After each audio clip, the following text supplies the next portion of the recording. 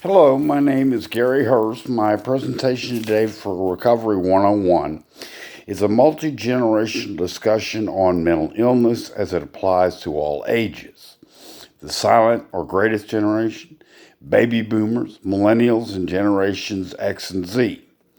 The dynamics of suffering a mental illness are described herein, as well as a more personal look on how mental health illness can develop over a lifetime. Baby boomers are born into a world of relative peace and prosperity and translated into wider levels of education, improved standards of living, better physical health, and increased life expectancy. Post World War II brought a burgeoning of the empirical study of mental health. People are often surprised that rates of mental health disorders are rising fastest among baby boomers. It's estimated that 20% of people 55 or older experience some type of mental health issue, these being the nation's 70 million born between 1946 and 1964. The number of older adults diagnosed with depression is expected to double between 2010 and 2030, according to Dr. Mario Ciervo. Dr. Ciervo continues, as members of the baby boom generation reach what was once considered their golden years, many are redefining what it means to be an older adult. While baby boomers tend to be more physically healthy than previous generations, many of my patients struggle to address a key component to overall wellness, their mental health. Social isolation or the stress of acting as a caregiver can be also negatively impact older adults' mental health. Death of a loved one, medical problems, or retirement can make us feel easy, stressed, or sad. Untreated mental health conditions can have serious consequences, including increased risks of suicide or worsening of co-occurring medical conditions. Despite mental health awareness improving in general, only 1 in 3 baby boomers feel their knowledge has increased, and 3 in 10 agree that mental health information is aimed more at younger people, millennials, and Generation Z. This from BUPA UK. As the baby boom generation ages, millions of them will face mental health and substance use problems that will go undiagnosed or untreated unless there are significant changes to the current healthcare system, one report states. The number of older adults with mental health conditions or substance use problems is expected to increase, not only because the now aging baby boom generation is larger than the previous generation, but also because the rate of such problems is higher among the boomers, so says Dr. Dan Blazer. Despite increases in the standard of living in the second half of the 20th century, this has not translated into improved psychological well-being for baby boomers compared to their predecessors. A 2015 Gallup poll found 21% of baby boomers were diagnosed with depression during their lifetimes, a higher rate than all other brackets. Between 1970 and 2015, overall life expectancy increased from 71 years to 79 years, says Paul Gianfrido, president of Mental Health America. In addition to this, Gianfrido says these conditions provide a perfect storm for baby boomers. Nearly 40% of boomers feel anxious and depressed amid the pandemic, while more than half the millennials want to talk to a therapist to help them cope with coronavirus. The NRC Health states, also saying that all generations reported worsening mental health. 40% of all generations were extremely likely to talk with a mental health professional regarding the coronavirus. The National Institute for Mental Health states that mental illnesses are common in the United States. Nearly 1 in 5 U.S. adults live with a mental illness, and include many different conditions, ranging from mild to severe. We are all, I suppose, neurotic to some extent. The more severe conditions include bipolar disorder, schizophrenia, schizoaffective disorder, and depression. I thought a formal definition of the major mental illnesses would be helpful. Bipolar disorder is a mental health condition marked by alternating periods of elation and depression. These mood swings are due to a combination of genetics and environment. Schizophrenia is a disorder that affects a person's ability to think, feel, or behave clearly. Clinical depression is a mental health disorder characterized by persistently depressed mood or loss of interest in activities causing significant impairment in daily life. Schizoaffective disorder is a mental illness presenting as a combination of symptoms, including hallucinations or delusions, depressions, or mania. There are bipolar and depressive types of schizoaffective disorder, and it can be difficult to diagnose and treat accurately. And as far as neurosis goes, a relatively mild mental illness that is not caused by organic disease involving symptoms of stress, depression, anxiety, obsessive behavior, or hypochondriac, but not a radical loss of touch with reality. A recent study by NRC showed an increase in anxiety and depression across all generations since our global health crisis began. However, they differ in degree. 6% in Generation Z report they are concerned or extremely concerned. In Generation X, that number is 51%. 33% of baby boomers and the silent or greatest generation number 23% regarding their concerns.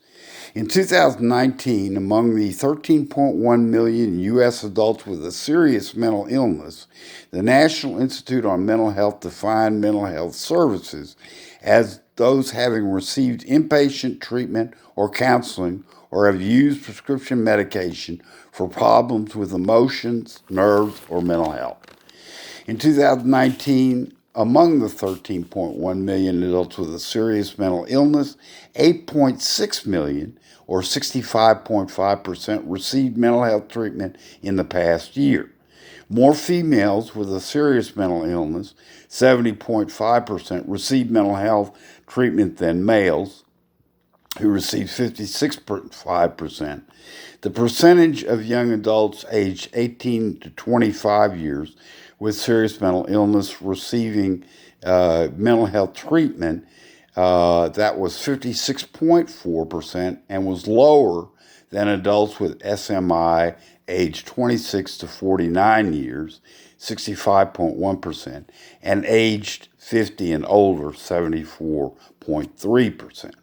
In Dallas, increasing societal acceptance of the realities of mental and behavioral mental health is swelling demand for company services, focusing primarily on senior citizens with behavioral health and psychiatric issues.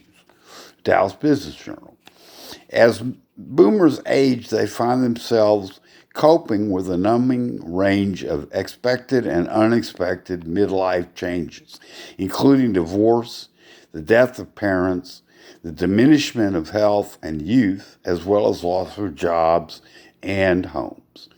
According to D Magazine, the age of treating the average worker as a disposable cog in an ever-changing system seems to have come to an end. With the rise of millennials and Gen Zers, more so than ever before, the stigmatization of mental health treatment is on a steady decline, with 62% of millennials saying they are comfortable discussing their mental health problems, nearly twice as many as the 32% of baby boomers who express such ease, according to the American Psychiatric Association. Young adults are far more cognizant of their mental stability than their parents. The therapy generation is what they are nicknamed and is suffering the worst mental health crisis of any other generation to date. We have been conditioned to believe that the common worker in this country owes everything to their employer, even sacrificing their convictions and mental health. This is a sacrifice, it seems, that millennials and Gen X's are not willing to make. Quite simply, mental illness has always existed.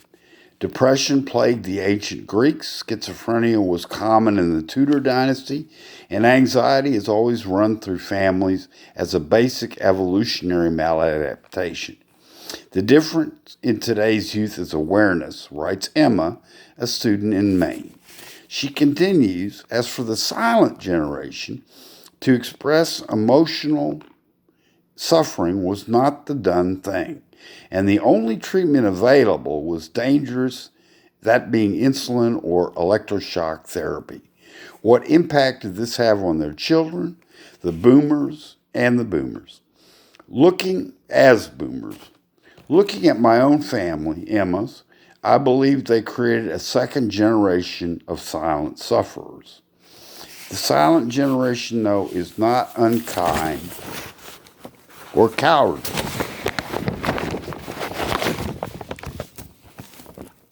Quite simply, as for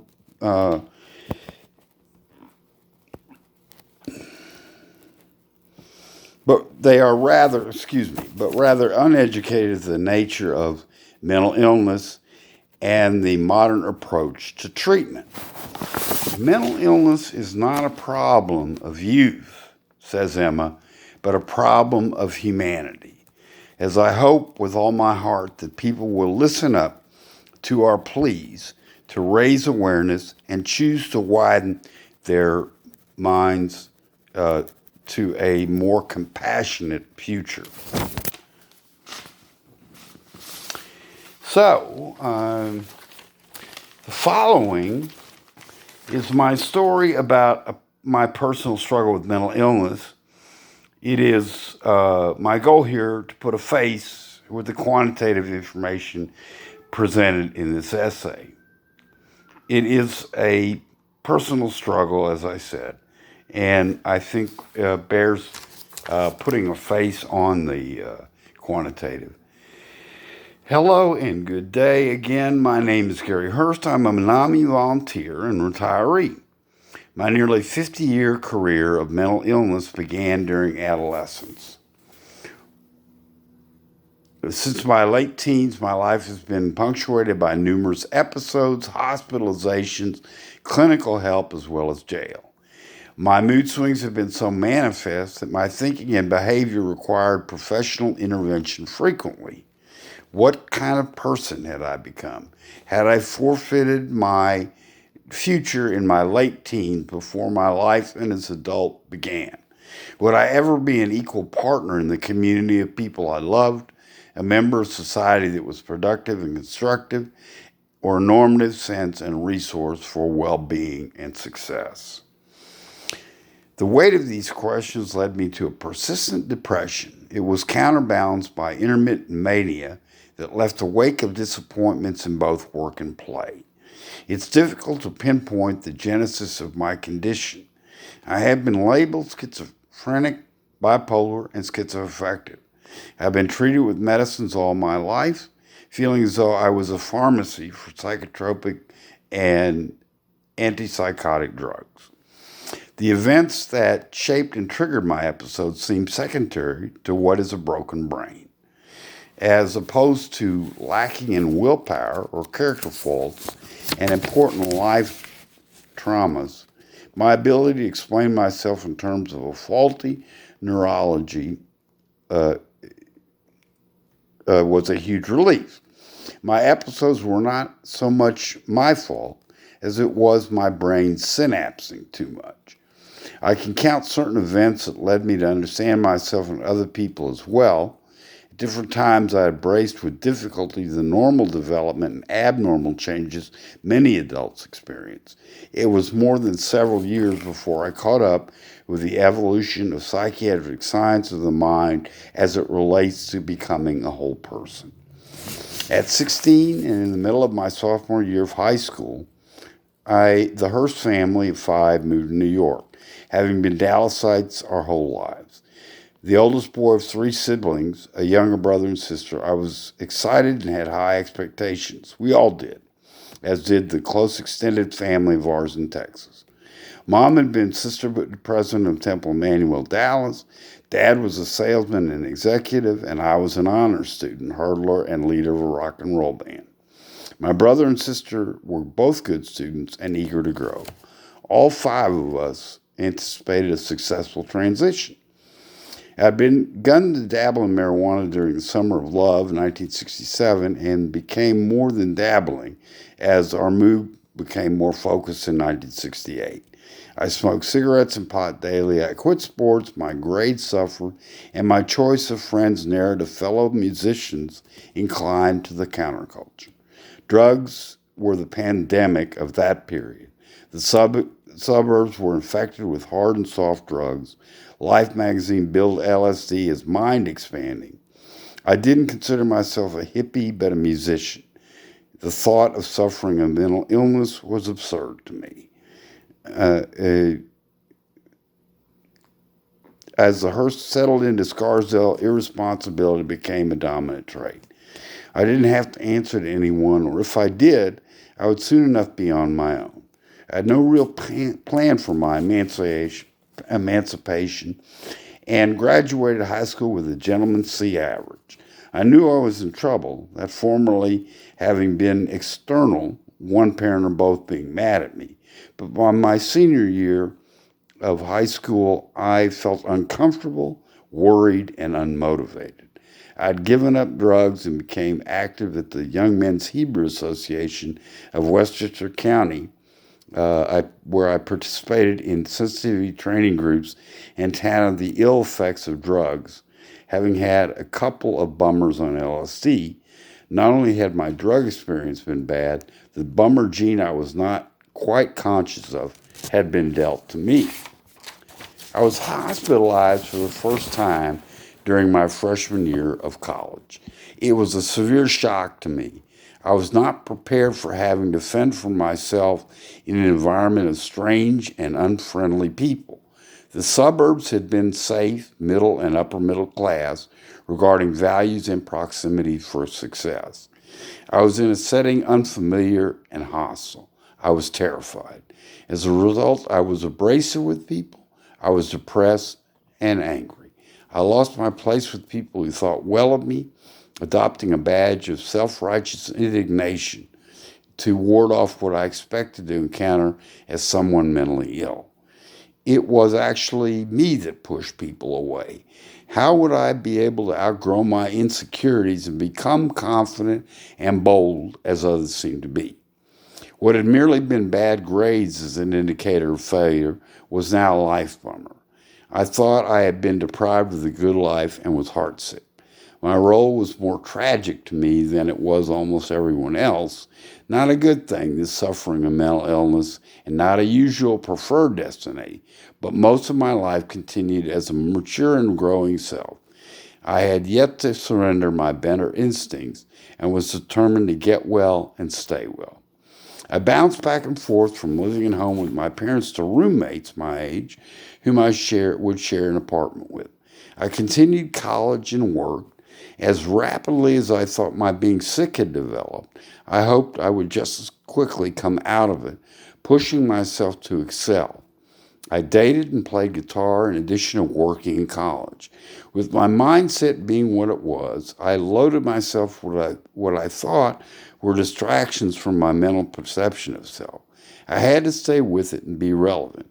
Employment and studies and women and music are not distractions, however, and required a great deal of effort.